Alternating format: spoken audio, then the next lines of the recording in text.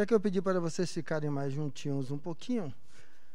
Porque hoje vamos falar de energia sexual. E a minha pretensão é justamente que a gente possa tirar isso um pouco daquela condição de livre que a gente bota em instante. A gente possa fazer alguma reflexão aqui, porque o importante é justamente isso. E quem nos assiste, eu sugiro que, estando em casa com mais alguém, busque discutir com essa pessoa, e estando sozinho, deixe as ideias fervilhar na cabeça, para que durante a discussão aqui, mesmo estando à distância, nos acompanhando, possa seguir a mesma linha aí de construção. Pautado em quê? Pautado em que, na realidade, muitos dados sobre isso encontramos aí. Encontramos nas aulas anteriores, que vocês devem ter também tido acesso, né? Aula gravada ou aulas que já ministradas aqui sobre o mesmo tema. Encontramos isso em livros textos, se fiz algumas pesquisas no Google, lógico, entendendo que nem todo site é verdadeiramente esclarecedor, mas que nós possamos sair apenas da informação para ir um pouco para como a gente pensa, como a gente integraliza isso e fazermos disso algo um pouquinho mais interessante. Porque justamente o significado dessa etapa da ULI é o que eu vou conhecer, né? E algo que eu quero incitar é isso, o que é que eu vou conhecer de mim? Como isso está em mim? Como eu penso isso? E isso é possível a partir do momento que a gente compartilha um com o outro. E principalmente porque quando nós compartilhamos um com o outro, nós vamos ser chamados a uma tarefa, que é o que eu acho que seja verdadeiramente a tarefa de ampliação da consciência. Ser convidados a nos educar, a escutar o outro e guardar ali aquele aspecto. Pode nos ser útil em um outro momento, ou às vezes modificando algumas variáveis, a depender do contexto onde esteja presente. Então a gente amplia a consciência, não é excluindo, mas é integrando. Para nós entendermos isso, a base de um trabalho científico, quando você vai querer pesquisar, por exemplo, se mel de abelha, certo, cura Alzheimer, você vai fazer o inverso, tá? Quais são os dados que existem mostrando que não tem nada a ver mel de abelha e Alzheimer? Para justamente ver se esses dados têm consistência, se esses dados trazem alguma brecha, e se trazem brecha, certo? Para que, então, a outra hipótese seja verdadeira. Ou seja, de fato, mel pode curar Alzheimer. Então, você vai ler aspectos que falam a favor, que falam contra, para construir uma ideia. Então, é mais ou menos isso que eu acho que é essa ampliação da consciência. Eu devo escutar aqueles que são contrários às minhas ideias. Porque senão eu me torno um seguidor de alguém, cego de alguém, certo? Ou transformo os outros em seguidores cegos também de mim. Quando a gente aprende a isso, tranquilo, a gente escuta as polaridades para aprender entre as polaridades. Então, o nosso objetivo geral é a percepção do sexo como energia criadora que se manifesta em níveis diferentes. E objetivos específicos nós teríamos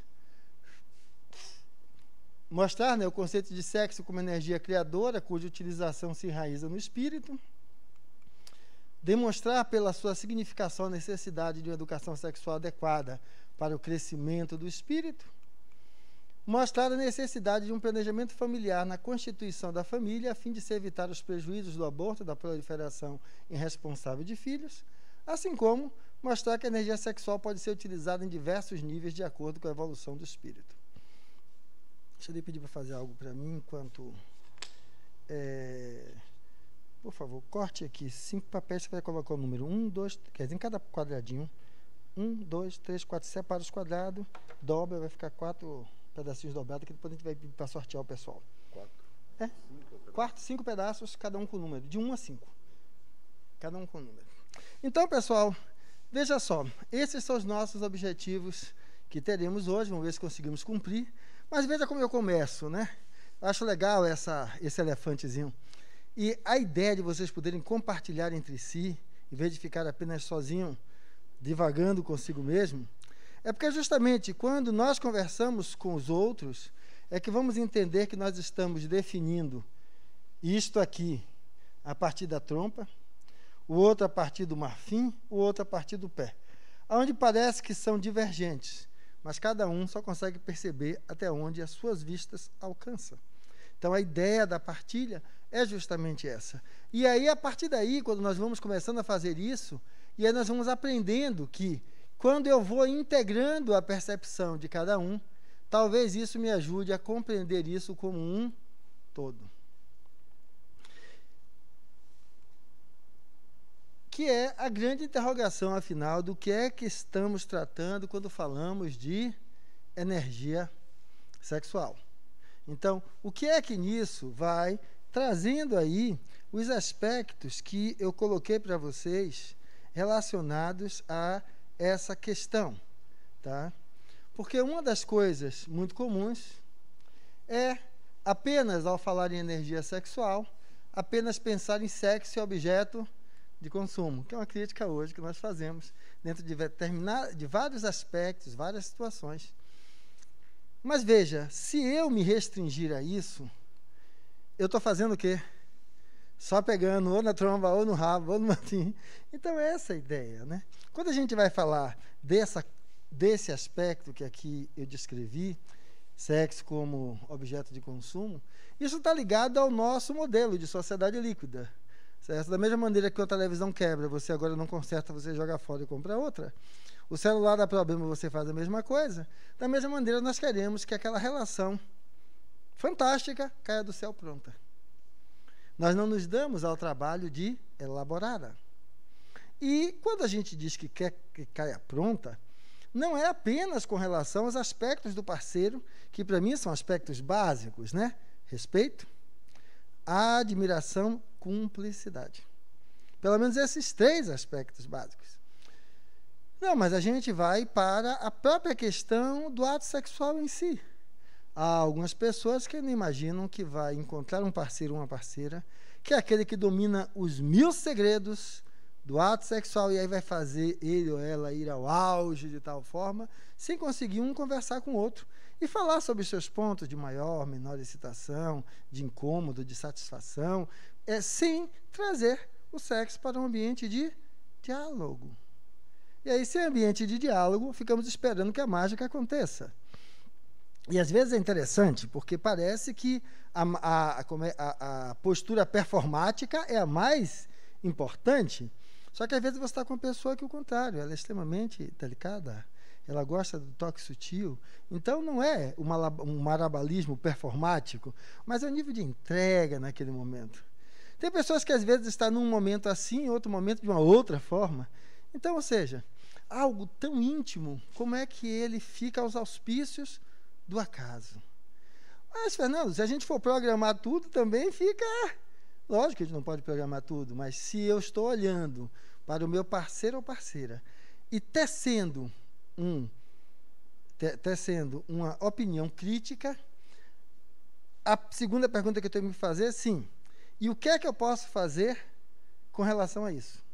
Senão vamos ficar esperando que o parceiro ou a parceira, do nada, descubra, sinta, perceba, se arrepie e faça a grande diferença. Então, a ideia é que então nós possamos aí entrar um pouquinho nesse contexto. Porque aquilo que eu falei não parece isso aqui? Uma criatura encontra outra criatura e cada criatura esperando que o outro seja o máximo. Como se isso aqui fosse o encontro de 2 metades da laranja. Eu sou a metade da laranja, minha amiga ali outra metade da laranja, a gente se encontra, vai ser uma coisa fantástica. Só que, na realidade, nós não somos uma metade da laranja. Aqui é um mundo, um mar enorme. Aqui também. O que nós vemos na superfície é apenas os elementos de expressão de tudo isso que está aqui representado. Então, isso aqui é a superfície de tudo isso. Então, eu chamo a necessidade de observar que esse é o contexto. De nós sairmos daquela visão idílica da minha cara metade. Afinal, vocês acham que existe cara metade ou não existe cara metade? Podem ter os defensores também, a minha opinião não é a maior e a mais correta, é a minha opinião apenas, certo? O que eu vejo é que não existe cara metade. E a outra ainda é que parece que o nível social mais baixo e o nível social mais alto constituem aspectos diferentes dentro desse contexto. Só que, na realidade, quando a gente começa a trabalhar na abordagem terapêutica de classes sociais diferentes, vamos ver que os problemas são os mesmos. E aí, é a necessidade de, então, olhar-se para esses aspectos, para a gente saber do que nós estamos falando. Outra coisa que essa imagem traz é que esse contato pode corresponder apenas a um aspecto superficial. Ou esse contato pode corresponder a um mergulho mais profundo no outro. Então, como é que eu me relaciono com esta energia? Aonde a superficialidade me basta, aonde há a necessidade dessa maior profundidade. Como eu me comporto? Eu me coloco à disposição dela ou eu coloco ela à minha disposição? Ou seja, eu sou objeto da energia sexual ou eu uso a energia sexual como uma ferramenta na minha vida? Para que nós possamos ir mais adiante entendendo esse aspecto aqui, que a energia sexual se reveste de potencialidades criativas, sendo inerente à própria vida como recurso da lei de atração na perpetuidade do universo, gerando cargas magnéticas de atração em todos os seres. Veja, energia sexual em todos os seres. Se a gente sair da energia sexual, vamos entender energia sexual como libido, que quem fala muito bem disso é o nosso amigo Carl Gustav Jung. Fala antes dele o nosso amigo Freud, né, colocando então boa parte das questões psíquicas relacionadas a essas tensões relacionadas à satisfação da libido. E aí quando o Carl Gustav Jung vem, ele começa inicialmente nesse sentido e depois ele vai expandindo e a partir daí, libido ganha uma conotação que está para além do contexto sexual, mas com uma energia de vida. Quando ele fala em elementos de atração entre seres, e vamos falar então dessa energia maior e tomando o aforisma de que o amor é a força propulsora do universo. Por quê? Porque ele gera atração de um elemento com o outro. E aí nós vamos entender, ao falarmos de uma estrutura molecular, uma estrutura atômica, aquilo que atrai um componente ao outro. Porque se não houver, certo, vetores de atração, aquilo se desintegra. E justamente a matéria é algo que ganha substancialidade, porque é uma força de atração entre esses constituintes menores, que vai se multiplicando nas relações, se é na própria formação do átomo, na formação entre os elementos para formarem moléculas, e daí por diante. Há uma força de coesão que mantém os elementos juntos, que atrai os elementos para estarem juntos. E isso faz com que aconteça. Nós podemos fazer uma extrapolação disso para a própria energia sexual, porque é isso que ela faz, ela atrai um ao outro. Polaridades opostas. E se realizam nesse encontro. Aí, a partir daí, eu já convido a gente a refletir que aquela história de que o outro é minha cara metade não é o básico da história. Não é o básico da história, inclusive porque, às vezes, hoje eu estou com um padrão, amanhã eu estou com outro. O que era a cara metade hoje não será a cara metade amanhã. As mulheres com seus períodos menstruais e suas oscilações, dentro do contexto hormonal, emocional, às vezes estão justamente assim, em um momento de uma forma, em outro momento de outra. E alguém, para estar nessa completude, teria que ter também essa capacidade de oscilação entre os dois espaços, se fôssemos apenas uma metade. Não somos. Nós somos um mar de aspectos.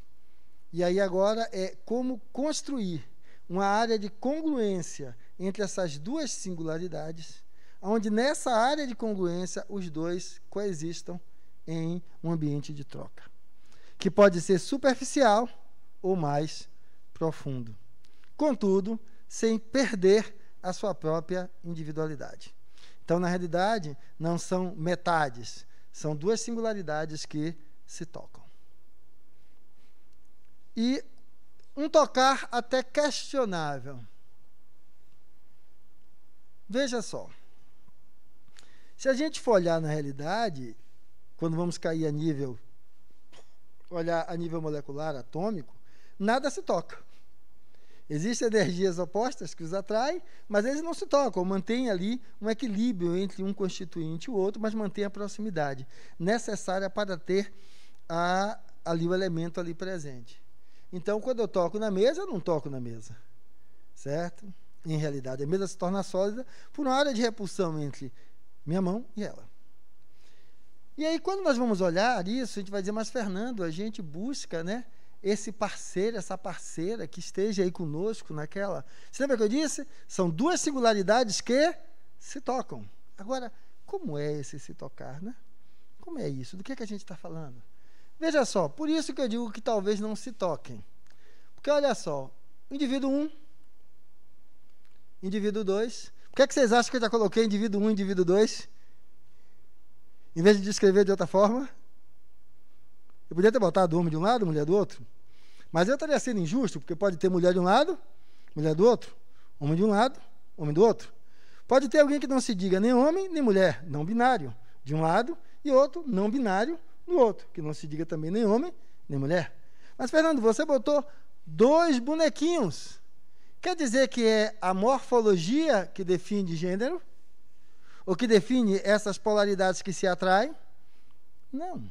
Sexo não é uma questão apenas morfológica, como vamos falar da questão de gênero. Existe algo também fisiológico e algo funcional. Existe, nesse sentido, vários aspectos para a gente definir indivíduo 1 e indivíduo 2. Hoje, uma das finalidades do sexo é a procriação, não é isso? Mas o ser humano, além de usar o sexo para a procriação, usa o sexo para o que mais? Para o prazer. Então, o ser humano tanto usa dentro de um contexto como no outro. Para a procriação, é necessário que ele exista entre um homem e uma mulher, porque até hoje a ciência não consegue fazer ainda outro tipo de conjugação que possa determinar uma célula que se multiplique e venha a ser um ser que não seja a partir desses elementos. Quando eu digo hoje, é porque a cada dia se avança mais, talvez ele se torne um dia possível, como lá o Superboy, que ele é fruto do gene de super-homem com o Lex Luthor, certo? Quando a gente fala, então, em avanço tecnológico, cada vez a coisa vai ficando mais complexa. Mas por que eu coloquei indivíduo 1 e indivíduo 2? Mas, Fernando, agora você botou aqui um de um jeito e outro do outro. Sim, porque nosso psiquismo, ele se equilibra a partir dos opostos. Então, a gente fala, ou seja, qual é o pai bom? O pai que não é mau. Qual é o pai mau? O pai que não é bom. Então, nós sempre partimos das polaridades para afirmar-se cada um dos lados. E o que é que acontece? O indivíduo 1 vive na consciência o masculino. Então, no inconsciente, ele vai viver o feminino. Que nessa relação, vamos chamar esse feminino de ânima. O indivíduo 2, ainda vou colocar aqui, se ele vive na consciência o feminino, ele vai viver no inconsciente o masculino, que é o que nós vamos chamar de ânimos. Mas veja, que relação é essa? Então, vivo na consciência o masculino, a minha relação interna é com o feminino. E como aonde esse feminino surge como?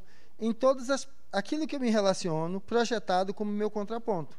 Então, minha mãe, minha irmã, uma mulher que eu admire, algo que esteja dentro desse outro oposto, que vai funcionar como tal. Para nós entendermos isso, às vezes começamos meu bem, meu amor, minha vida, você completa, como é? Eu começo a frase, você termina, eu penso, você já fala, mas depois que o pau quebra, certo? Não é incomum dizer, minha mãe não fazia desse jeito. Minha irmã não era assim. Você começa a usar os seus referenciais do que seria esse contraponto para julgar a outra pessoa que esteja com você. No momento inicial, você projeta sobre ela todas as suas aspirações. Então, eu encontro minha amiga aqui, aí digamos que cá atrás eu tenho aquela imagem de uma ânima, certo? Impositiva, certo? Diretiva, mas ao mesmo tempo meiga. E aí eu projeto sobre ela. Inicialmente eu enxergo só isso. Depois que a gente começa a comer 1 quilo de sal junto, e eu sendo hipertenso, tendo que comer bem pouquinho sal, demora muito tempo. E aí eu começo a ver que ela não é aquilo que eu pensava. Justamente, não é o que eu pensava. Porque em vez de me relacionar com ela, eu me relacionei com minhas projeções do que seria um feminino ideal para mim. E aí eu coloquei nela. Quando aquilo cai, eu vou estar frente a frente com ela, ainda não. Da mesma maneira que eu vou eleger coisas aqui positivas, eu vou eleger coisas negativas. Então eu começo projetando tudo que é de lindo. E depois que o pau quebra, eu começo a fazer o quê? Projetar tudo que há de negativo. Sonsa, dissimulada, ficava na realidade olhando para os meus amigos, eu começo a jogar sobre ela. Tudo aquilo que estava também no meu elemento sombrio, eu começo a jogar sobre o outro.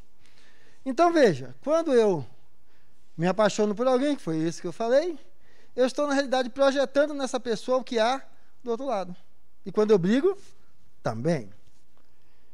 A outra criatura, ou criatura, se ela vive na consciência, o feminino, no inconsciente, o masculino, o ânimos, e aí essa relação íntima vai se dar como? Se na consciência ela está vivendo o feminino, o contraponto é o masculino, será o pai, o irmão, o professor, algo que ela também idolatra, acha legal dentro desse aspecto.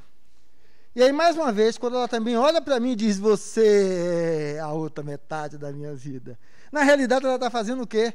Projetando aquilo que ela via de bom em mim. E aí, por isso que quando a gente está apaixonado, a gente não enxerga nada. Depois que a paixão se dissolve, a gente diz, ih, olha o abacaxi. Porque a gente também começa a jogar outras coisas ali em cima. Então, dentro desse sentido, o que é que a gente vai notar? Termina havendo uma relação entre consciente e inconsciente dentro dessa história toda, onde, na realidade, nós estamos muito mais nos relacionando com nós mesmos do que nos relacionando com o outro. Mas, Fernando, o que é que isso tem a ver com sexo? Quando a gente encontra alguém, a gente falou de duas coisas. Uma, procriação. Duas, prazer. E o prazer é apenas a troca de secreções?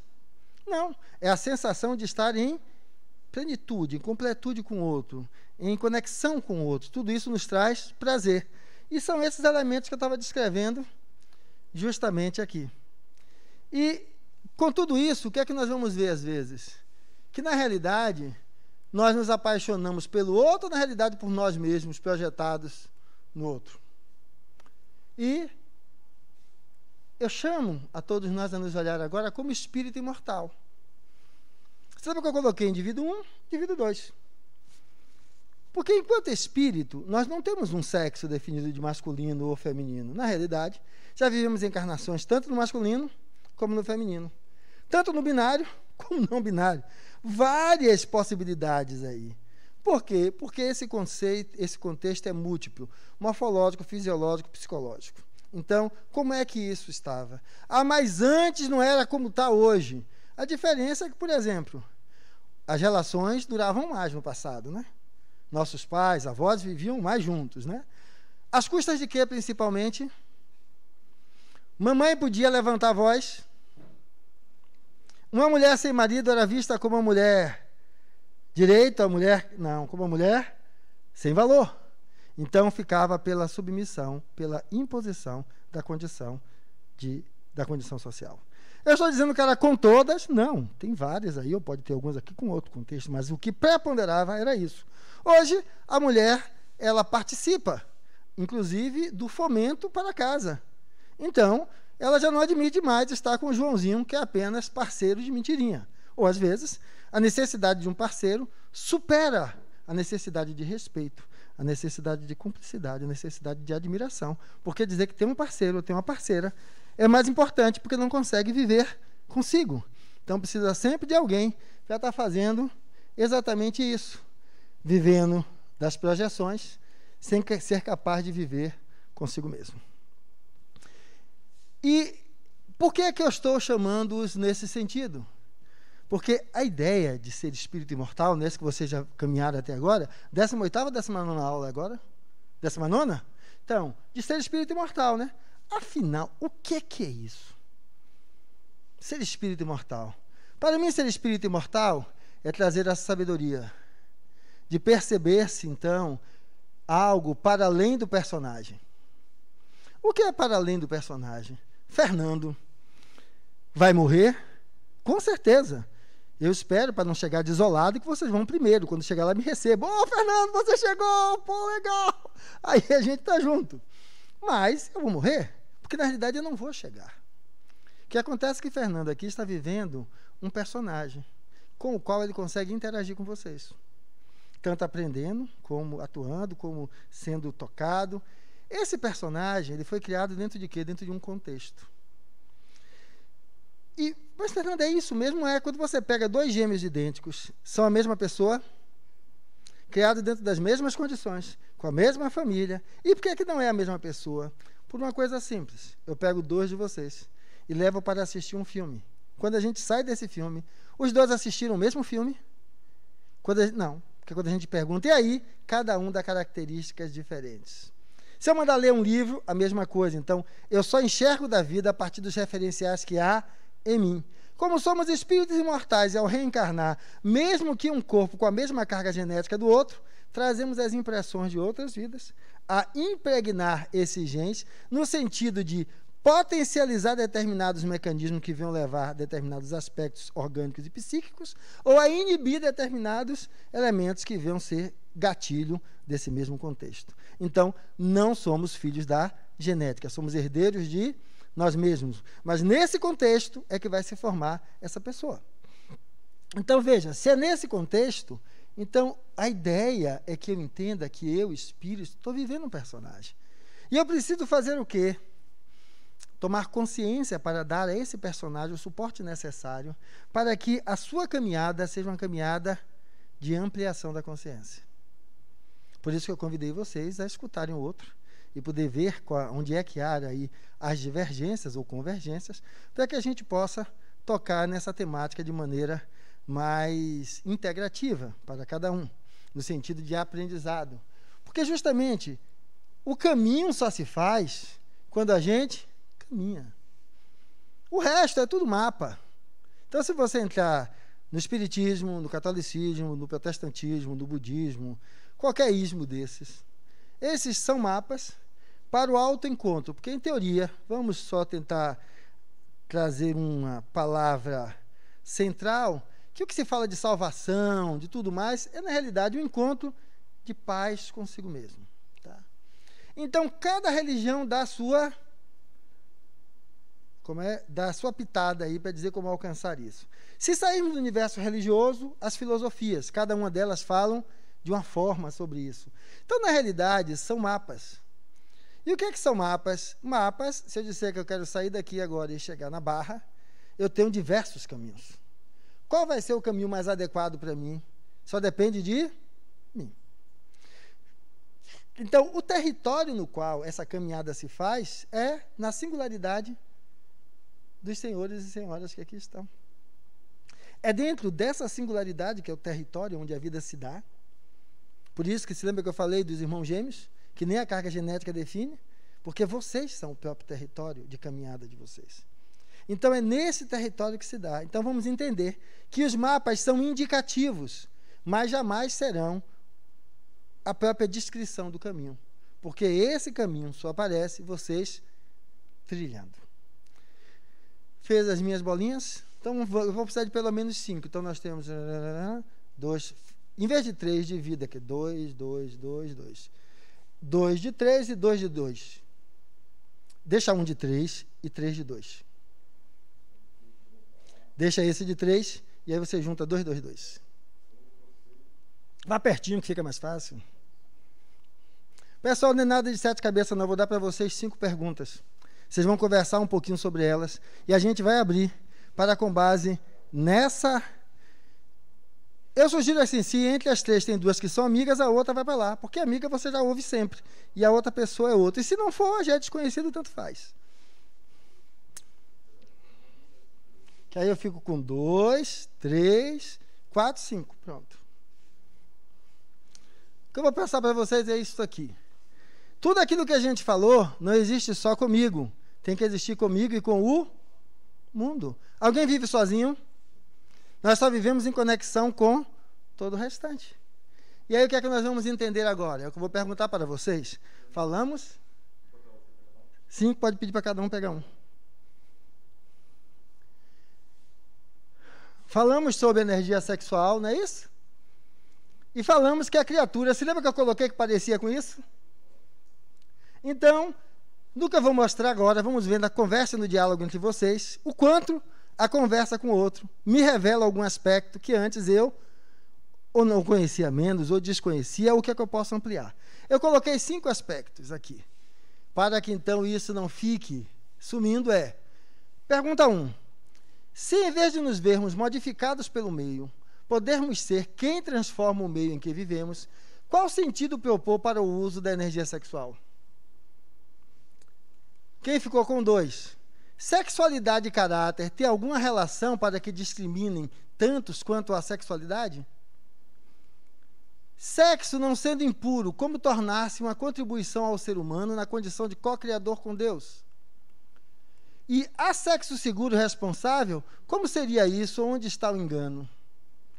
E sexo é objeto de consumo na nossa sociedade? Quais as repercussões disso para o espírito? Eu estou trazendo isso, que estamos no 19º encontro. E uma coisa que para mim foi importante quando eu li um livro chamado A Vida do Buda, de Siddhartha Gautama, que falava da caminhada dele com Govinda, que foi o seu parceiro de caminhada. E sabem que o Siddhartha, antes de entrar nesse caminho, fanfarra, pintava e bordava, certo? E depois ele despertou que precisava dar um outro sentido. E Govinda era o parceiro que ficava acompanhando ele. Eles vinham passando próximo de uma ponte e, olhando distante, viram um Buda passando com uma renca de gente ali atrás dele. E aí Govinda olhou para Siddhartha e disse: rapaz, tiramos... Lógico que o linguajar é meu, não é minha. Tiramos a sorte de ouro. Rapaz, encontramos o Buda ali, velho. Vamos lá correr atrás dele, né? Aí Siddhartha faz: não, Govinda, por quê? O Buda, o iluminado. Aí ele: Govinda, ele conseguiu a iluminação dele. Eu tenho que conseguir a minha. Contudo, nós somos levados, pelo nosso modelo social, à busca de milagres. Milagres é aquilo que diz que é possível transformação sem esforço. Emagreça sem sentir fome. Melhore a sua musculatura sem fazer exercício. Bota aqueles choquinhos. Ou seja, e nós ainda? Pelo menos depois dos 30, eu acho que não tem ninguém aqui mais jovem do que isso. Ainda continuamos acreditando em fantasias. E acha que se transformar é o quê? Fazer a caminhada de Santiago, assistir uma boa palestra, uma boa aula, fazer uma vivência, fazer o que quer que seja, que lhe dê novos insights. E acha que isso é a grande questão. Olhe, eu decorei o Livro dos Espíritos. Sei da questão 1 a questão tal. E acha que isso é a grande coisa. Porque veja só, a questão não é ter um insight. A questão é o quanto você está disposto a dar de si para que aquele insight seja um elemento modificador na sua vida. Porque nós tendemos naturalmente à zona de conforto. Qual é a zona de conforto? A zona que eu estou me sentindo bem ali e aí vai passando. Insight, beleza! Mas tem que levantar para pegar o copo. Ah, não, sede eu não estou mais não, passou. Quando for de noite eu tomo um copo d'água. Por quê? Porque ali estamos, porque já encontramos uma zona de conforto. E aí a gente não quer sair dela, porque fora da zona de conforto, o que é que há? O desconhecido. E todos temos medo do desconhecido. Só que o que é isso? É nós estarmos em uma gaiola com a janela aberta. Aí quando a gente fala de gaiola com janela aberta, as pessoas dizem: mas uma gaiola é horrível. Não, a sua gaiola talvez tenha direito a uma cama king size plus, a um Mercedes na varanda, certo? A uns 5 empregados. É uma gaiola dourada, mas é uma gaiola. Como é que eu descubro que o que eu estou vivendo é uma gaiola? É uma pergunta simples. O quanto você tem se dado a oportunidade de se lançar para além do conhecido? Para experimentar, certo? O conhecimento além da sua caixinha. Mas eu assisto palestra de Manuel, João, Ciclano, eu sigo no Facebook, Ciclano Beltrano, no Instagram, sim. Mas de você, de sua vida, o que é que você faz? É um eterno seguidor? Porque lembra-se de Govinda com Siddhartha? A mesma coisa. E quando eu estou falando isso, eu não estou falando dessas pessoas que estão nesse lugar, não, porque elas estão fazendo o papel dela. Dá algum beliscãozinho aí em vocês. Quem se faz seguidor é cada um. Por quê? Mudar comportamento é cortar na pele, é sair da zona de conforto. E para isso eu tenho que perguntar a mim qual é o sacrifício que eu vou fazer. Porque se eu ainda não entendo que toda transformação é sacrifício, eu ainda estou no jardim de infância. Então eu tenho que saber de mim qual é o sacrifício que eu tenho que fazer. Porque nos níveis líquidos de hoje, eu quero aquela criatura que em 10 minutos me faz entender o assunto todo. Isso é possível? Não é possível. Eu posso ter um flash daquilo ali para servir de estímulo para eu ir procurar aquilo. Então, qual é o sacrifício? Eu vou ter que sentar o bumbum na cadeira e ler 1, 2, 3, 4 livros para ir buscando ter experiência. Eu vou ter que tirar o bumbum da cadeira e ir lá a algum lugar, colocar aquilo em prática, ver o que dá certo, o que não dá certo, para que eu possa, então, sair da zona de conforto. Só que isso é difícil, porque nós ainda estamos nessa espera. E aí eu brinco dizendo que, para mim, o curso básico, que vai à aula de 1 a 20, é a mesma coisa do ciclo 10, que também tem uma aula de 1 a 20. Porque se eu continuar na mesma postura, eu ser do 1 ou ser do 10, é a mesma coisa. Às vezes não é possível estar com a mesma postura, que tem um monte de coisa futucando daqui para lá, porque eu tenho colegas que são tão instigadores, muito mais instigadores do que eu. Mas a ideia é essa, é de que incomode mesmo. Se for para assistir uma aula e depois sair dela como iluminado, para mim foi uma aula perdida. Preciso sair dessa aula com um monte de coisa na cabeça, para eu buscar ampliar e resolver além lá fora, ou tirar dúvidas com quem estiver aqui. Porque senão, eu estou naquele lugar, ó, pegando o rabo, pegando o marfim e dizendo que já sei tudo, que não preciso de mais nada. Então, voltando agora às nossas questões, quem ficou com a 1? Pronto! E aí, o que é que vocês contribuem com a gente? Ó, isso que eu terminei de falar aqui agora, não estou dizendo que são só para quem está escutando, não. Eu dizendo para mim também. Porque entendam que, ao mesmo tempo que eu sou um facilitador para lá, eu sou um aluno sentado aí. Porque falar é fácil, fazer não é a mesma coisa. Agora, cada vez que a gente vai estruturando, a gente vai buscando se estimular a fazer. E também para quem está nos assistindo fora. Então, eu falo aqui para um público que aqui tem 2, 4, 7, 12. E lá fora, certo? 2.000 visualizações no decorrer de 4, 5 anos. Vamos lá. Vamos lá. A gente achou bem complexa, né, a pergunta. E a gente fez, assim, algumas reflexões, algumas falas, linkando com algumas outras perguntas que estão aí, né, com a 4 e a 5. E, assim, de forma bem sintetizada mesmo, a gente entende, assim, que, pelo menos foi o que nós discutimos, que se em vez de nos vermos modificados pelo meio, podermos ser quem transforma o meio em que vivemos, qual o sentido propor para o uso da energia sexual? Em primeiro lugar, a gente comentou o seguinte, na primeira análise, né?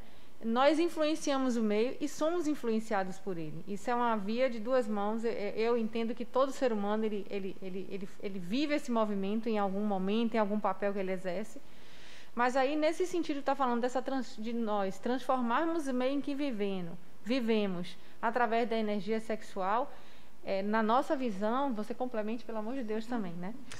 No sentido de aproveitar essa energia vital, a pureza dela, aquilo que ela tem de mais puro, aproveitar a essência de cada um, no sentido de transformar nessa linha. E a gente fez um link com a 5, né?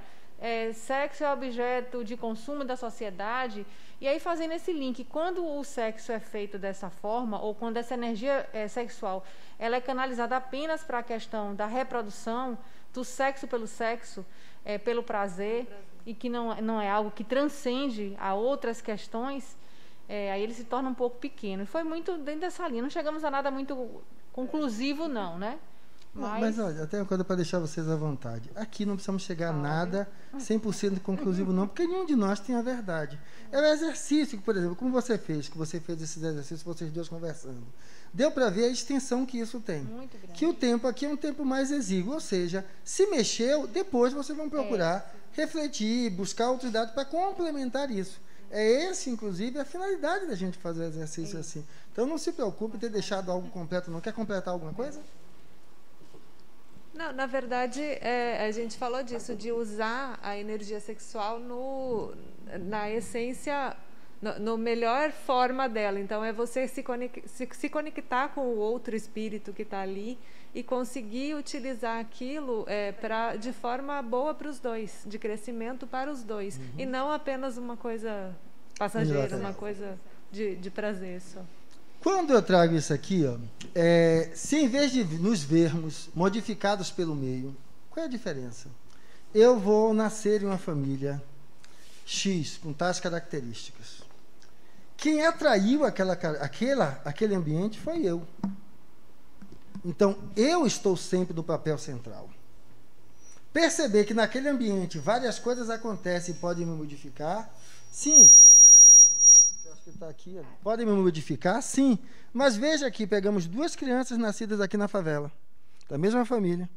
Uma vai se tornar aviãozinho de traficante e a outra vai ralar, depois virar o vendedor disso, daquilo, mas vai tocar a vida. Então significa que não é o meio que determina o homem. O homem atrai o meio do qual ele necessita para dar o seu salto de melhoria, ao qual ele pode atender, conseguindo fazer aquilo de maneira mais célere, ou ao qual ele pode continuar estagnado, porque regredir jamais. Então vamos nos entender como agentes modificadores do meio. O meio onde eu estou, eu atraí. Então eu estou no meio de uma família que só tem crocodilo. E aí eu digo, rapaz, só tem crocodilo. É porque eu sou crocodilo também e nunca quis enxergar. Porque um crocodilo atrai o outro. Ah, mas eu sou assim por causa de meu pai, de minha mãe, de minha avó, de meu tio? Não. Isso sou eu, que atraí justamente esse contexto. Mas, Fernando, eu tenho a missão de salvar aquela família. Primeiro, se você tivesse a missão de fazer isso, você não chamaria eles de crocodilos. E de entender que você também já foi tal qual ou pior que eles, porque é uma senda evolutiva. Quando eu preciso denegrir o outro para demonstrar valor, significa que eu estou inferior ao outro, que eu preciso utilizá-lo como catapulta para justificar as minhas condutas. Por isso que eu estou colocando que nós somos modificadores do meio e não elementos do meio. Agora, lógico, se eu venho com as minhas questões, nasço com essas tendências e sou atraído para aquele meio, sim, agora, como é que vai acontecer? O meio é uma possibilidade de transformação para mim. Eu posso aquecer, me deixar reduzir por ele, ou fazer o contrário. Exatamente, qual o sentido que eu vou propor para a energia sexual? Se eu falo que eu estou em uma sociedade líquida, em que o sexo se torna elemento de consumo, né? Então o que é que a gente tem que fazer? Sexo por sexo não vale a pena. Será? Tem situações que o sexo por sexo talvez valha a pena. A pergunta que eu faria é, quando eu estou na relação sexual com o outro, o que importa para mim é apenas eu ou eu e o outro? Quando eu estou na relação sexual, o outro é meu objeto ou estamos juntos ali, trocando? Eu acho que toda vez que nos percebemos em uma relação de troca, buscando respeito para com o outro, eu estou utilizando essa energia social, essa energia sexual, em um sentido de melhoria, de respeito ao outro, de respeito, como é? A mim mesmo. Quando eu retiro esse rótulo de impureza, qual é a impureza do sexo? A impureza não está no sexo, está de como eu o utilizo, como eu lido com ele. Então, quando eu passo a utilizar isso de maneira clara, isso fica mais simples. Porque senão, é o seguinte, se meu filho é um menino, aos 14 anos eu quero que ele garre as menininhas todas, pegue as filhas dos outros, certo? A empregada, doméstica, quem quer que seja lá, para mostrar que ele é homem. Se é minha filha, eu quero guardar dentro de 7 chaves. Então, ou seja, isso está uma distorção do uso nesse sentido. Então, para eu buscar me perceber qual é o papel que eu assumo nisso e, às vezes, enxergar o que está obscuro em mim. Porque quando é um problema que acontece, eu aplaudo num sentido e eu escarneio em outro. Item 2, quem ficou com ele?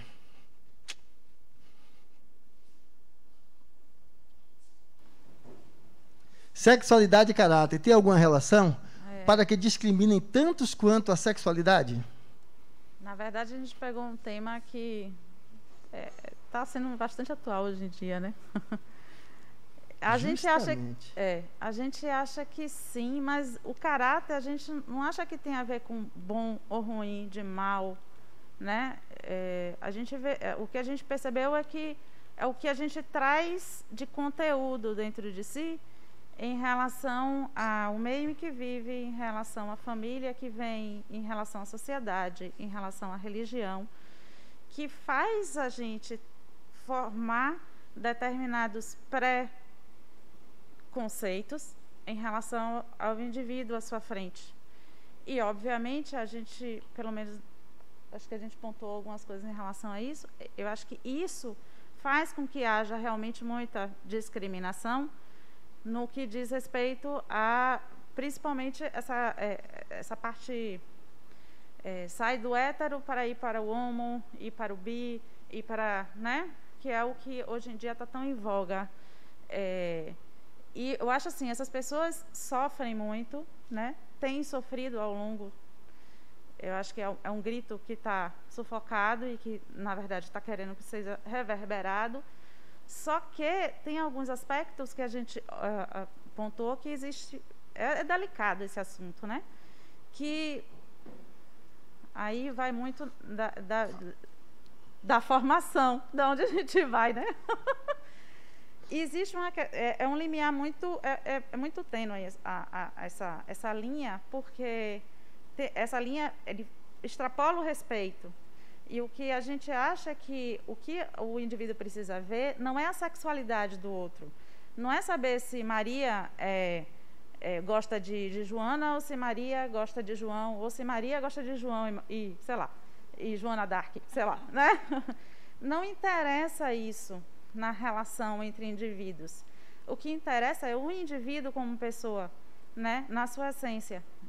E hoje em dia, as pessoas... e aí eu estava contando 2 casos para ela, que eu tenho uma sobrinha, como esse limiar está sendo... estão perdendo um pouco... ao mesmo tempo que estão ganhando espaço, também estão se perdendo em relação a isso, porque estão esquecendo do respeito. De você ensinar o respeito, de você olhar o outro como indivíduo e não verificar... Porque, por exemplo, eu estava num videozinho... E uma sobrinha, tinham 2 meninos e várias meninas. E ela apontou e disse assim, esse aqui é homossexual. E aquilo ali eu fiquei olhando e disse assim, não era o correto. Porque, na verdade, ao meu ver, eu acho que deveria ver como um todo. Se é homossexual ou não, pouco interessava. O que interessava era o momento ali. E isso vem muito da nossa cultura, né? De você verificar e rotular o outro. Então, isso é uma discriminação, né? E, obviamente, são vários dedos apontados para essa mesma criatura. E imagina isso no processo. Mas, ao mesmo tempo, e aí eu digo que é uma linha bastante complicada e que tem a ver também com a cultura, é porque como isso é uma coisa que está reverberando tanto, eu não sei se eu estou indo para esse segmento. É que hoje em dia você está vendo essa imposição em crianças. E aí eu estava dando exemplo de uma filha de 2 amigos meus, que ela está sendo, a galerinha dela está impondo a que cada um se decida com 11 anos se é homossexual, se é bissexual. Então, essa linha é uma coisa que é necessária, mas precisa ser moldada ainda, porque, e é normal, eu acho que tudo que começa a aparecer, né, você precisa chegar no meio termo. Então, obviamente, eu acho que quando você fala de caráter, tem a ver com o que a gente carrega, né? Não sei se de antes, né, de outras vidas, mas principalmente do meio da onde você vive. E aí, um segundo exemplo que eu estava dando, que eu tive na minha família, ele já é falecido, um tio que era homossexual, tinha namorado, e ele frequentava a nossa casa, como todo mundo, com o namorado, ele viajava com a gente sabia, mas nunca foi nos falado. Olha, ele é homossexual. A gente entendeu, né? Só que era uma coisa que sempre veio na minha cabeça, que meu pai e minha mãe podiam se beijar. Mas ele e o namorado, eles não se sentiam à vontade de se beijar. Não era necessariamente, eu não vi uma imposição da família, né? Os pais já eram falecidos, mas eu acho que eles não se sentiam ainda à vontade porque existe um preconceito, existia na época um preconceito muito grande. Então, a gente ainda está nessa linha que a gente ainda não sabe, né? Não sei se eu estou indo para esse lado. Vamos lá. Quando a gente traz esse tema Por isso que eu coloquei como caráter, que talvez não fosse exatamente a palavra, mas veja só. Nós vamos julgar um bom e mal, um certo e errado, um bem e mal. Então, aquilo que está que a gente vai chamar de normalidade é o bom, é o bem, certo é o belo, e aquilo que não está, vamos denegrir para o outro lado. Quando se fala em sexualidade, ou seja, aquele pelo qual eu sinto atração, me sinto atraído, né, me sinto nessa conexão, pode ser alguém do mesmo sexo, pode ser alguém do sexo oposto, pode ser alguém que não se defina nem por um sexo, nem pelo outro.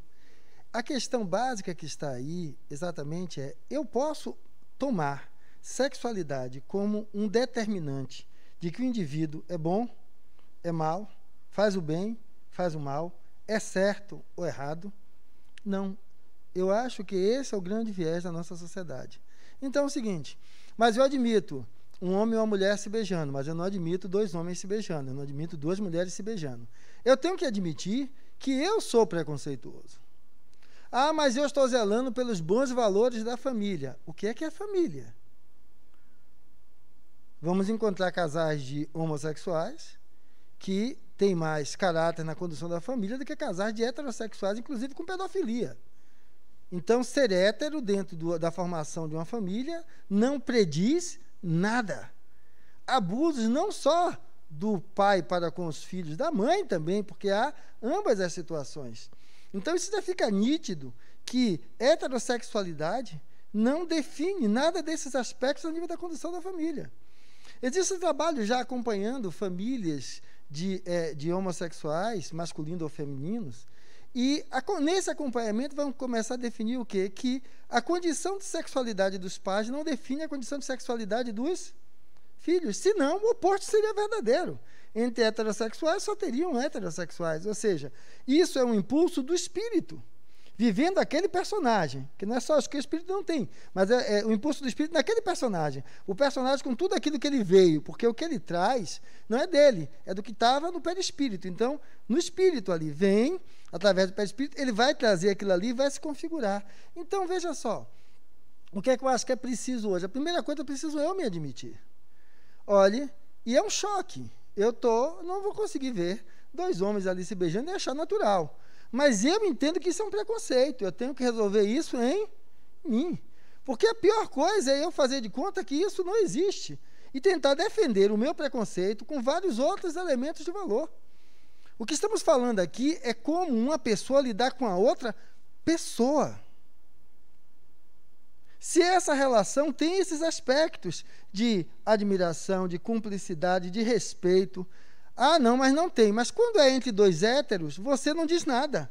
Mas por que se for entre dois homossexuais ou entre dois bissexuais, você desce o malho? Então, assuma que você é preconceituoso. Assuma que você ainda está pegando na tromba do elefante e dizendo que conhece o elefante todo. Você está pegando no marfim do elefante e dizendo que conhece o elefante todo. Tem um filme chamado Kiss, Vamos Falar de Sexo.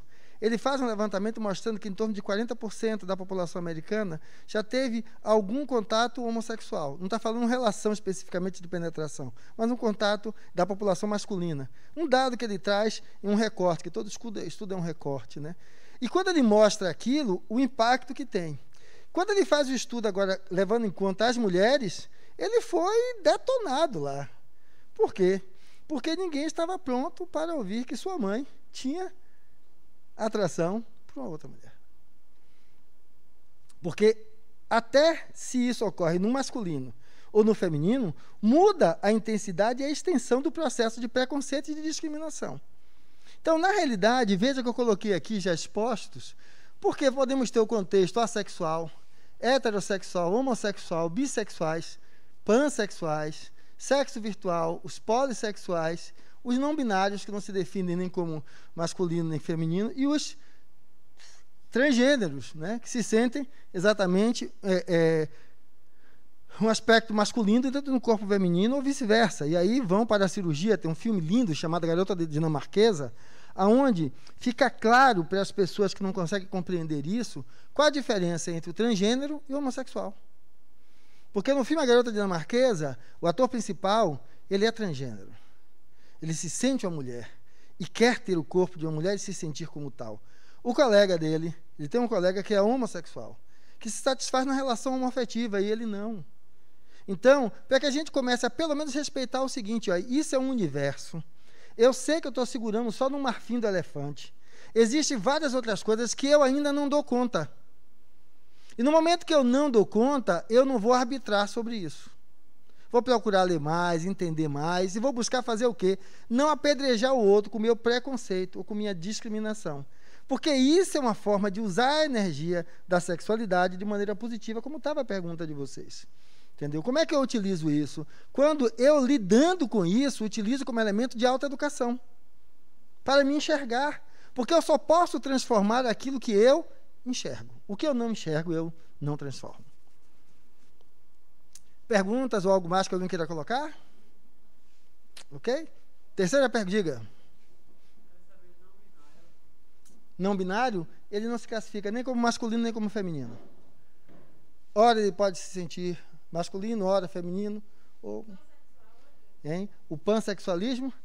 O pansexual, ou seja, são as relacionamentos pansexuais. Pode ser com homem, mulher, com qualquer outro, com binário, não binário, com qualquer... Hein? Polissexual com vários, mas com pan quer dizer com qualquer modalidade dessas. De com um binário, com um não binário. O poli com várias pessoas. Vários ou da mesma sexo. O pan não.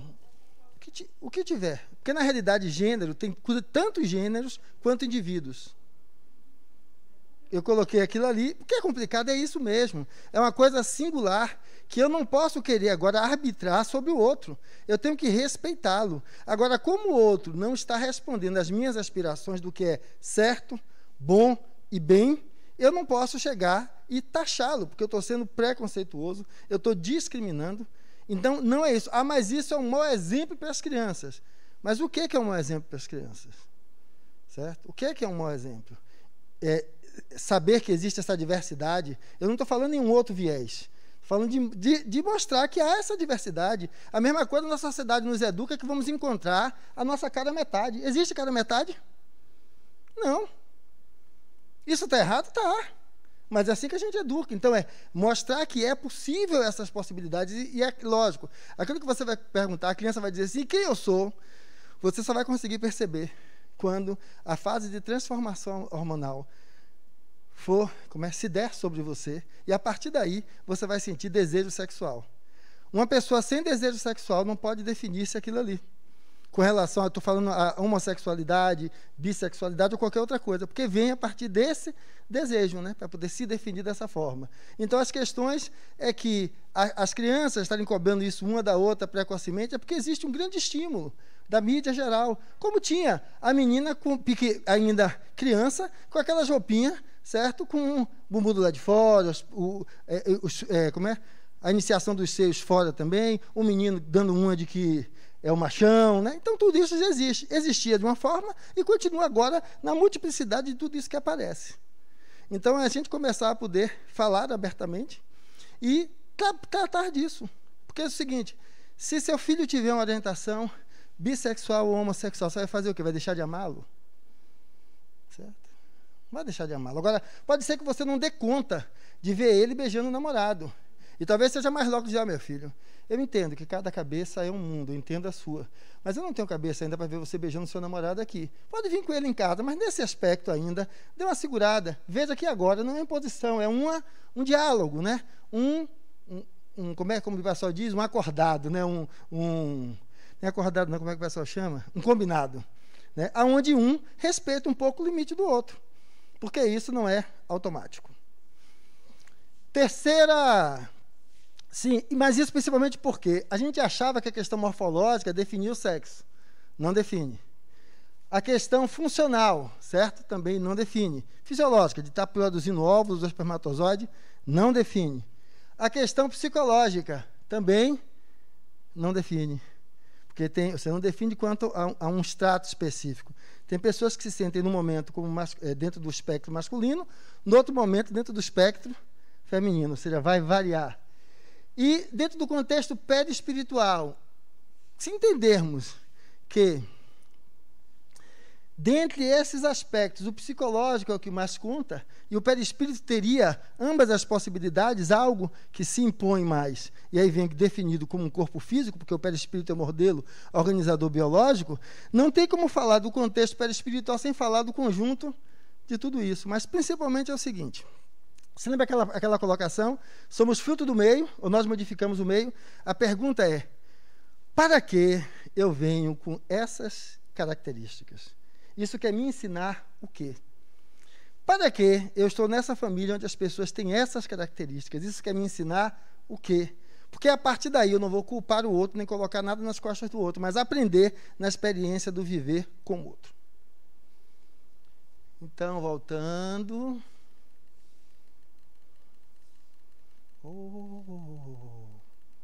Pronto. Pergunta 3. Eu acho que ele botou na ordem certinha. 1, 2, 3, 4, 5. Bom, a gente entendeu nessa questão do uso do sexo, né, na condição de co-criador com Deus, no sentido de reprodução, da reprodução humana.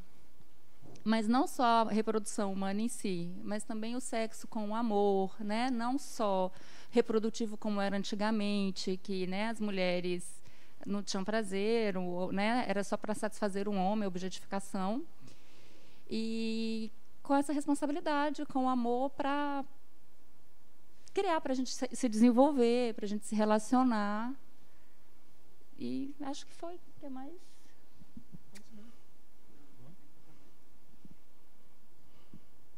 O amor também em geral, e o que impulsiona o ser humano a usar a criatividade para algo, o trabalho, a fazer uma comida, etc. Se a gente utilizar, então, a energia sexual como energia criativa, assim, então, vamos rotular como libido, né? E aquela energia que impulsiona o ser, vamos poder estar olhando ele dessa forma que a gente colocou aqui, ó, de co-criador com Deus. A primeira coisa é retirar ou não o sexo da condição de impuro. Então, não, mas para mim sexo não é impuro. Mas eu conheço 2 casais que estão sempre indo para a cama juntos. Aí isso é coisa do cão. Isso é coisa daqui ou isso é coisa dali. Então, eu estou chamando aquele sexo de impuro. Sexo não, aquela relação sexual de impura. Não, por quê? Porque João e Maria é que é correto. Quantas vezes Maria é estuprada por João, que é o marido dela?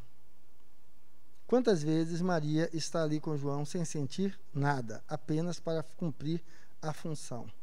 Quantas vezes os dois são o casal na frente da sociedade, mas na cama dorme um virado para um lado, outro virado para o outro? Então, há um universo de aspectos aí. E aí, a pergunta para mim não seria julgar se foi para mais ou foi para menos. O que é vivido naquela relação? Uma coisa fica clara. Digamos que numa relação aqui, eu e Rafinha, certo? Veja só, uma relação eu e ele são 2 pessoas. Você vê que eu mostrei aquela imagem que mostra só a superfície fora d'água e um mar para trás?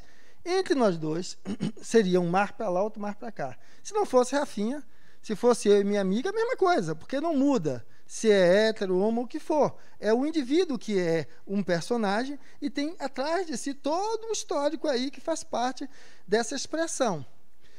Então, quando a gente vai olhar isso e a gente se conhece, vamos ver que várias coisas a gente acha que é de um jeito e depois vê que é de outro. Às vezes a gente diz, não, vamos só paquerar e não rola nada. E daqui a pouco, o contrário, eu estou com um vínculo afetivo imenso que eu não dou conta. Imagine, se uma relação entre 2 podem gerar núcleos emocionais, difícil de lidar. Imagine agora, quando nessa relação eu coloco ela, eu coloco ele, mais complexo fica ainda.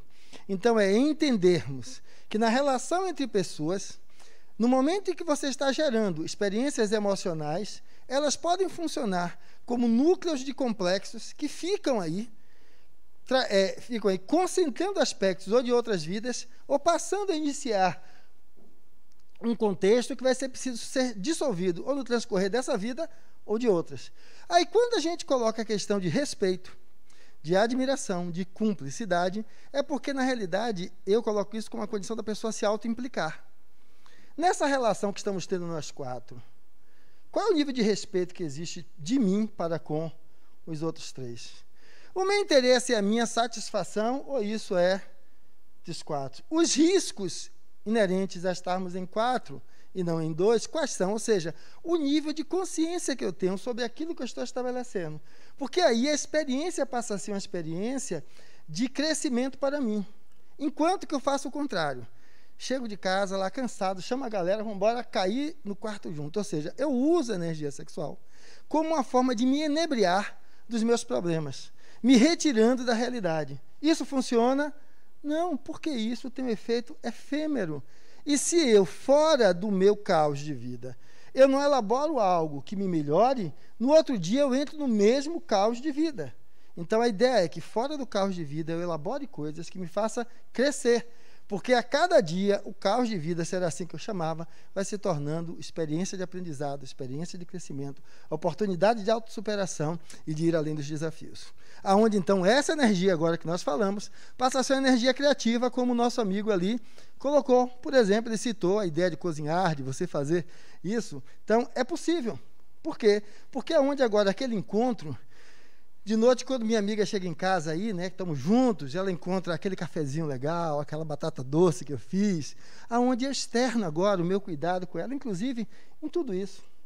É o contrário, eu estava já com a minha amiga, que ela detesta batata doce, detesta banana, mas ela estava fazendo cursinho.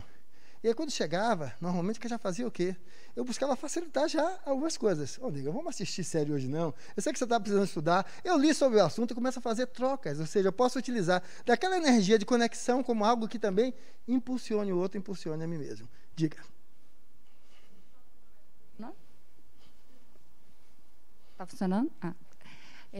A gente levantou a questão aqui também, né, do impuro, fazendo o link com a questão número 2, que é a da sexualidade, só para complementar, porque a gente também tinha, né, ou às vezes algumas pessoas ainda têm, o preconceito de que o homossexual é promíscuo, né? Então todo o sexo do homossexual, já que não tem fins reprodutivos, é visto como promiscuidade, como só em busca de prazer. E a gente levantou que não, que os homossexuais também podem ter o amor, podem ter essa energia, né, criativa. E você levantou uma coisa legal, certo? Se eu sou casado, mas tenho múltiplas parceiras, eu sou o pegador. Isso é visto como algo... Agora, se eu for homossexual e tiver relacionamento com vários, eu sou promíscuo. Então, qual é a nossa definição de promiscuidade? Tá? Então, eu sou o pegador. Se eu sou aquela mulher que tem vários aí aos meus pés, né, eu sou a sedutora. Agora, se o contrário, se for um travesti, certo? É um safado. Então, nós percebermos como nós estamos na sociedade, sendo manobrados por essa sociedade ou sendo elemento de transformação dessa sociedade. Mas, Fernando, dói, eu não vou acertar sempre, mas é assim, a gente só caminha se fizer o caminho. Agora, outra coisa que você trouxe foi o seguinte, foi uma outra apresentação de uma pessoa que era um travesti. Ele fez, rapaz, eu acho um absurdo. Só porque as pessoas acharam que eu saí do armário mesmo. Gosto de ter o corpo de mulher, botar meus peitos, minha bunda e tudo.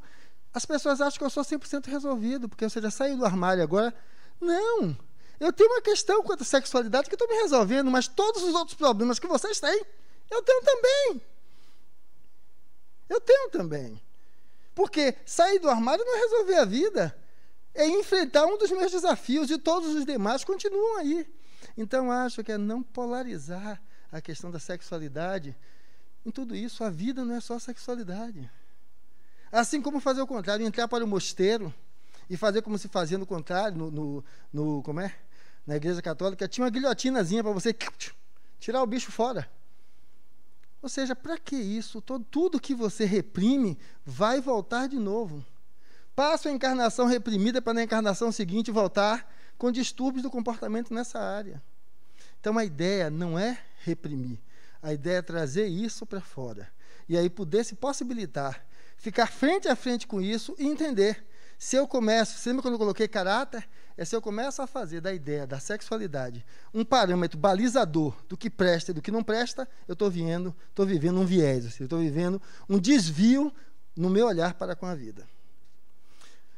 Alguém quer colocar mais alguma coisa nesse aspecto? Então vamos lá para a nossa pergunta 4. Há sexo seguro, responsável? Como seria isso? Ou onde está o engano?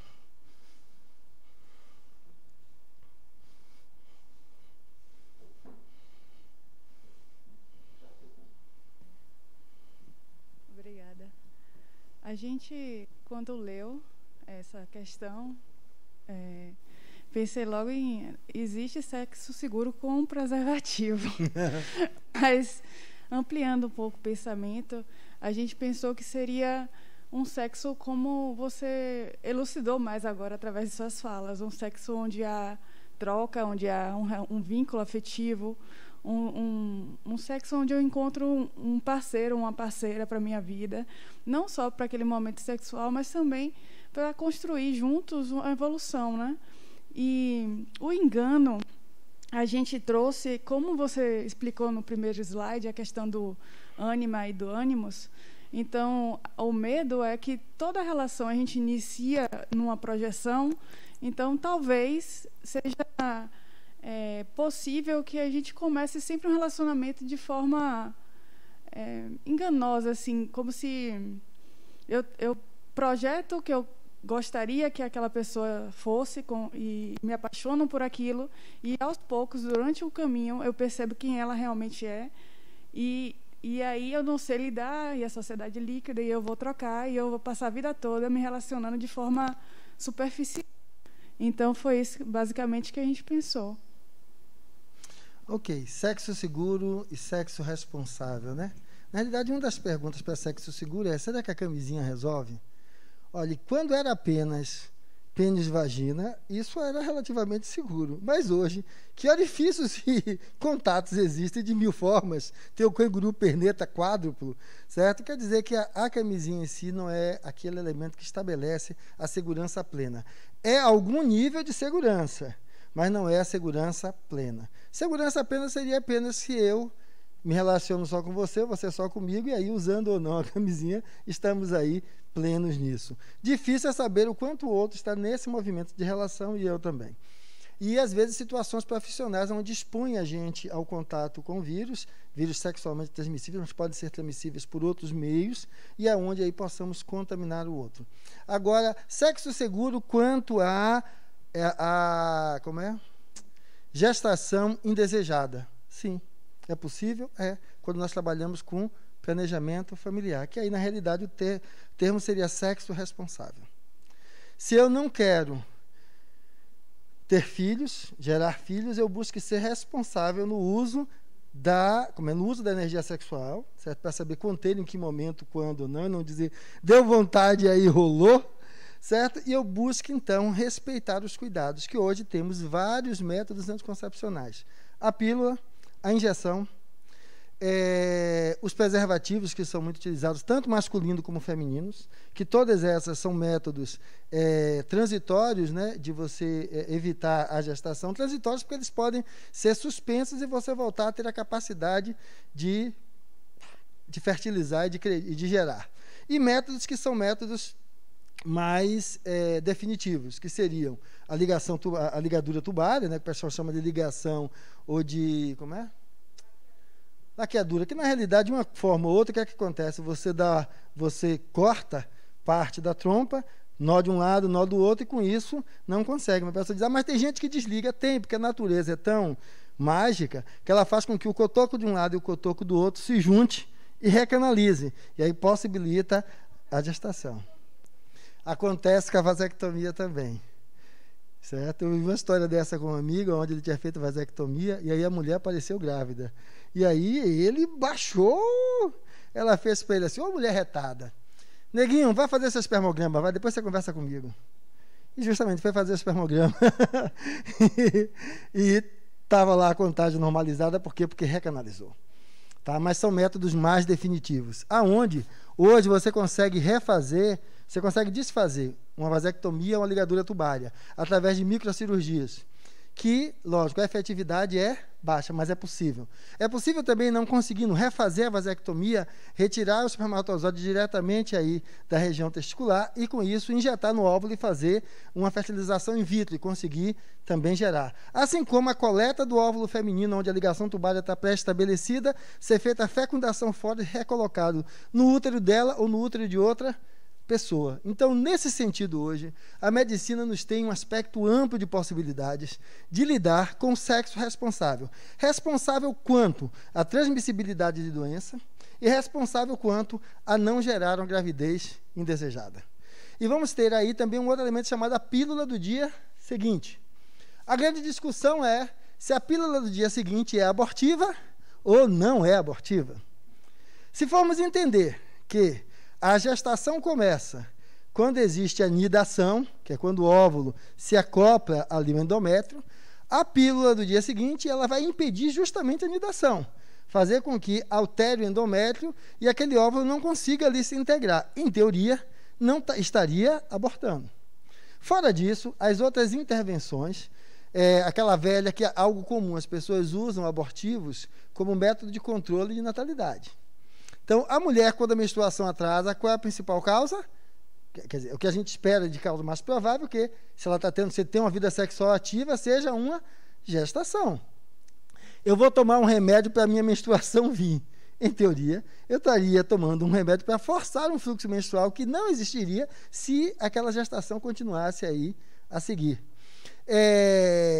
As pessoas mais abastadas vão a um ginecologista, ele faz uma aspiração, ou seja, bota uma cânula por dentro do orifício uterino, dilata o orifício uterino, coloca na câmara e aspira o conteúdo ali que estava no útero. Dessa forma, ele retira o feto que estava ali e é um aborto. E ela volta para casa no mesmo dia, com um pequeno sangramento, como se fosse uma menstruação, como se nada tivesse acontecido. O que eu estou querendo descrever é que já outras, o contrário. Havia isso mais no passado. Eu tenho de formado agora, cadê 56 para 24, 32 anos. 32, já estou velho. 26. Não, 30 anos de formado. Pós-carnaval, tínhamos um volume enorme de aborto. E dentre os abortos, tinha muitas mulheres com infecção. Por uma causa básica, perfuração uterina. Não diz que tem dinheiro, vai lá, no lugar que faz ultrassom, o ginecologista bota a sondinha, aspira, ela volta para casa toda chuchuzinha. E a que não tem dinheiro fazia o quê? O pessoal pegava vareta de aroeira e outros elementos para enfiar no útero para tentar romper o saco gestacional e forçar o aborto. E nessa tentativa perfuravam o útero, perfuravam a alça e essas mulheres morriam por septicemia em virtude desse tipo de infecção. Aí apareceu uma medicação chamada Cytotec, né? que induz a perda, e aí com isso esse tipo de coisa caiu significativamente, porque o preço é baixo, e aí no mercado negro, porque foi tirado do mercado oficial, certo? O pessoal compra e tem utilizado isso. Mas o que é que eu estou querendo trazer? Qual é a questão do aborto? Para mim a questão do aborto é a intenção. Se eu, digamos, tive uma relação sexual e esqueci, a camisinha rompeu e eu estou usando ali a pílula do dia seguinte. Isso é uma coisa. Outra coisa é a seguinte, eu tenho uma relação sexual sem camisinha e todo dia, no dia seguinte, eu tomo a pílula, né? Porque eu não quero tomar pílula todo dia. Aí, nesse momento, eu sei que eu posso estar eliminando uma gestação. Eu estou transformando algo que é para ser utilizado eventualmente em algo corriqueiro. Então, ali eu tenho consciência de que eu estou utilizando aquilo daquela forma. Então, para a gente ver qual é a intenção. Porque o aborto é a intenção. Porque o que é que está por trás da intenção? A minha não valorização da vida. Aquilo, para mim, não existe. E aí eu vivi uma experiência interessante da época que ainda era do polo petroquímico, que eu comecei no polo petroquímico. Um dos colegas a mulher estava grávida, né? E ele começou logo que não queria que mantivesse a gestação. Tinham vários planos, várias coisas. E a mulher concordou em abortar. E só que ficou adiando, depois ela teve um dia que ela disse, eu não quero, eu vou ter minha filha e acabou. O pau quebrou, eles se separaram. Antes dela ter a criança, terminaram voltando de novo. E depois a criança nasce, né? Rapaz, e por várias vezes a mulher falava, e algumas vezes ele falou, ele se pegava chorando, porque ele via a criança correndo, e na hora que ele olhava para a criança, ele se via como um assassino. porque é daquela vida que ele teria tirado. Entendeu? A indicação para ele, né, vai fazer terapia para resolver sua cabeça, né? Mas era isso, ele dizia, quando eu vejo minha filha andando, é essa sensação que eu vejo, de que aquela vida eu teria tirado. Então, para a gente entender que é a intenção de fazer aquilo, de retirar a possibilidade de vida a um outro ser. Sim, Fernando, e naqueles óvulos fertilizados, ali não tem espírito. Vai ter espírito na hora que ele nida e ali começa a se desenvolver, conectado a um corpo materno, a partir daí e dando formação do feto. Porque senão, nessas câmaras de conservação de óvulos, imagine, e até a multidão de gente ali, sou eu não, aquilo ali não é daquela forma. Agora, no momento que se direciona, vamos fazer a fertilização in vitro, vamos nesse caminhar, tem um espírito ali acoplado, aquele par familiar, para buscar, certo, a reencarnação. Então, nesse sentido, o sexo pode ser responsável e seguro, e o engano está ainda a seguir aquelas histórias, né? Se não penetrar, não engravida. Mas fora, pode fazer o que quiser. Como é? Toma pílula anticoncepcional só no dia que transa. Outro erro. Se tiver relação sexual e fizer xixi, logo depois, não engravida. Tudo isso é mito. A tabelinha, aqueles dias que pode e que não pode, a margem de erro é enorme. A ideia hoje é, quer fazer sexo seguro, com relação irresponsável, peça que seu parceiro use camisinha. Adequadamente, inclusive, aprenda a colocar. O que não falta na internet é vídeo ensinando a colocar a camisinha, de maneira mais ou menos sensual, mas aparece aí em todas. A possibilidade da camisinha feminina também está aí presente. Então, o que não falta é material sobre isso, se vocês derem uma pequena pesquisada. E aí, dessa forma, os métodos anticoncepcionais, evitando, então, gravidez indesejada. Diga. Eu estava pensando aqui, e um exemplo também de sexo seguro, responsável, na verdade, seria uma combinação entre os dois também. Não adianta, tipo, se o homem está querendo ter filho e a mulher está tomando pílula escondida, entendeu? Seria um respeito mútuo também, né? Seria ser o responsável nesse caso também, né? A pergunta é, quando eu estou com meu parceiro, se nós conversamos sobre o desejo da natalidade. Se isso está claro entre nós dois, ou se é um jogo de esconde-esconde. Agora, nesse sentido, eu chamo a atenção para a mulher. Vocês têm um período onde você tem uma fertilidade maior. Acima dos 35 anos, essa fertilidade cai vertiginosamente. E às vezes se relaciona com João e não quer filhos porque João não quer. E aí nessa faixa aí agora de menor probabilidade se separam. E aí termina não conseguindo engravidar, dependendo de uma FIV, que hoje se faz por meios públicos, mas o percentual que faz é pequeno, e o custo disso está em torno de 60 pau cada FIV que você vai fazer, nem todo mundo tem para pagar. Então, discuta claramente essa situação de como fazer, e a mesma coisa, separar o exercício da maternidade do exercício de gestar. Para gestar, você tem que engravidar. Para exercitar a maternidade, não. Porque aí tem a adoção, tem a questão do útero de aluguel e outras possibilidades dentro disso. Tá certo? Última pergunta. Diga aí. Na juventude, a gente discutiu esse assunto, foi muito interessante. Falou sobre amor da pano para manga, a gente não quer falar sobre isso. Falar sobre que sexo seguro não 100% não tem, não é isso? Porque o sexo seguro, em teoria, seria seguro quanto? A infecção, a risco de gravidez, certo? Seria entre eu e ela, onde ela não tem nenhum parceiro além de mim, eu não tenho nenhum parceiro além dela, não temos nenhuma profissão nem contato de risco para poder entrar em contato com doenças sexualmente transmissíveis por vias não sexuais, porque há isso, e aonde nós vamos decidir o que por exemplo, que não queremos filho. Então, ou eu faço vasectomia, ou ela faz ligadura, ou o contrário, ela usa a pílula anticoncepcional, ou usa um DIU hoje que existe, com anticoncepcional, que ele evita também a gestação. Então, tem vários métodos para isso, que o casal discuta entre si e programe a construção da sua família. Que momento, agora, como e como ser feito. Então, isso hoje, o planejamento familiar é possível. Basta que as pessoas queiram investir nisso. Quinta pergunta, minha dupla ali atrás. São perguntas muito interessantes. A gente concorda com essa afirmativa que o sexo é objeto de consumo na nossa sociedade.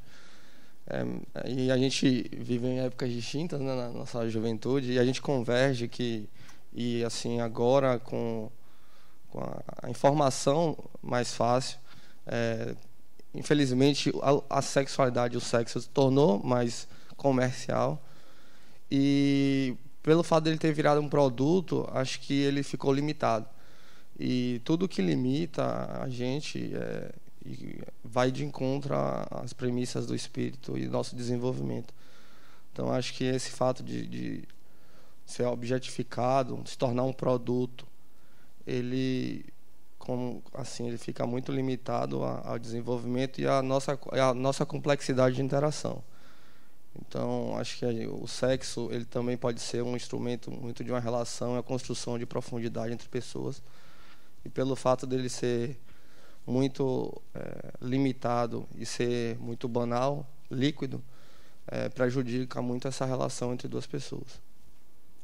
Ok, quando eu vejo muito esse elemento de consumo, é porque assim, quando a gente vai comprar um carro, a gente quer modelo tal, com farol tal, com motor de tantas potências, a gente começa agora a lidar a relação com o outro dessa forma. Eu quero a mulher do peito tal, do peito Y, da perna assim, da perna assada, da bunda assim, da bunda assada. Eu quero fulano que tem uma performance sexual que seja capaz de fazer o canguru perneta quádruplo, aquele que faz só o canguru perneta não serve.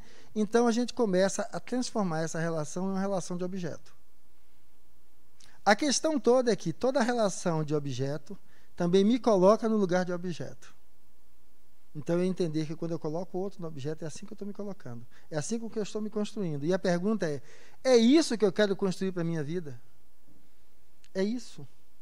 Porque, entenda, mesmo que seja turbinada 5.0, 4.0, o efeito da gravidade do tempo vai se abater sobre todos. Sobre todos. E aí, algo que eu sinto de vez em quando, que eu vi num casal, os dois velhinhos juntos, né? Ele falando sobre essa questão de sexualidade, aí ele diz assim: ô minha velha, quando eu passo minha mão sobre a sua e sinto aquele calor que sai do seu corpo, que vai me arrepiando de baixo para cima, que faz tudo ficar como se fosse um grande estouro de fogos de artifício, o calor me toma, me enche, me preenche, e eu vou à êxtase de estar com você. Então, é a questão do que é que eu chamo de relação com o outro. Eu não estou dizendo que uma relação sexual, pontual, casual, não tenha prazer, não é isso que eu estou dizendo. É que reconheça o que você está construindo, com o que você está lidando, para que você depois possa perceber, e aí é aquela questão de se olhar enquanto espírito, né? Me olhando enquanto espírito, isso rola, é isso que vai construir minha vida, como é que é isso? Ou às vezes é o seguinte, eu tenho a Dona Maria em casa e vivo de relações pontuais, seja com João, com Manuel, com Maria, com não sei quem, e eu não parei para ver que essas relações extraconjugais representam minha forma de negação dos meus problemas, minha forma de fuga dos meus problemas. Se a encarnação é um fator para me possibilitar integrar habilidades, eu estou me negando ao exercício de integrar aquela habilidade. Porque aí, Dona Maria está comigo já, ficou um pouquinho barrigudinha, eu também estou barrigudinho, mas o homem quando fica barrigudinho, o bolso fica mais cheio, e aí ele atrai mais, e aí então eu estou sartando aqui e ali. Será que eu não consigo perceber o que é que eu estou negando quando eu não consigo ver na relação com a minha parceira o que é que pode existir dali, o que é que pode haver dali? Porque se eu trago isso para a consciência, eu posso pesar, mas se eu não trouxer para a consciência, eu não posso pesar. E às vezes uma outra coisa também em relações, uma outra experiência que eu vivi interessante, quanto a essa questão também do objeto de consumo. Eu tinha duas amigas que eram homossexuais. Uma coisa interessante, para uma delas que eu tinha mais intimidade, eu pergunto, mas vem cá, para você estar com fulana, você tem que se vestir de homem? É isso que você quer? Porque às vezes a pessoa busca identidade masculina. E eu não estou criticando isso não, isso beleza. Ou você está fazendo isso apenas para poder sustentar estar com uma mulher. Aí um dia ela me aparece de vestido, junto com a namorada. Ou seja, é possível uma mulher, estando no estereótipo feminino, estar com outra mulher. Porque para gostar de outra mulher não tem que se travestir de homem. Diferente da condição da pessoa que se sente num corpo diferente e utiliza a mudança das vestes para poder representar aquilo. Eu não estou falando disso. Estou falando do outro elemento, entendeu? Então, é a mesma coisa. Então, pessoas que são homossexuais, masculinos, e que não têm trejeitos, na boa. Porque aquilo, para ele não precisa dos trejeitos para sustentar a relação com outro homem. Então, é olhar aonde aquilo que acontece comigo é algo nativo, ou é algo apenas que aparece para responder às aspirações e à ótica social. Para que eu possa ser quem eu mesmo, seja em que estereótipo for. E aí, essa questão desse objeto de consumo é eu perguntar o que é que eu quero. Eu quero um parceiro ou eu quero um objeto que também me trata como objeto. Para não ficar sozinho, eu aceito ser tratado como objeto. Para não ficar sozinha, eu aceito ser tratada como objeto. Eu estou enganando a quem? A quem eu estou enganando? Ah, mas todo homem que se relaciona comigo é do mesmo jeito. Não. É que você continua atraindo pessoas assim, porque você não se resolveu. Porque para eu ter alguém, uma relação inteira comigo, eu primeiro tenho que ser capaz de estar inteiro numa relação com o outro. Como é que eu quero alguém que me ame? Ah, eu não encontro ninguém que me ame. Você se ama? Você sabe amar? Ou você só sabe cobrar dos outros amor? Então, se você não aprendeu a amar, mas o que é amar? Quem ama, liberta o outro. Quem quer o outro sob as suas mãos, ele não ama, ele quer o poder sobre o outro. Então, aprenda a amar. Porque quem ama, liberta, inclusive, porque quer a felicidade do outro, e não apenas a sua. Então, ao falarmos da energia sexual como energia propulsora da vida, veja que desde o contexto de nos atrair para construir relações e aprendizados nisso, para nos possibilitar a perpetuação da nossa espécie, para nos possibilitar o prazer como forma também de realização na vida, ela nos concita a fazer um mergulho mais profundo, não ficar apenas na superficialidade, que é da sensação e do sentido que o sexo traz.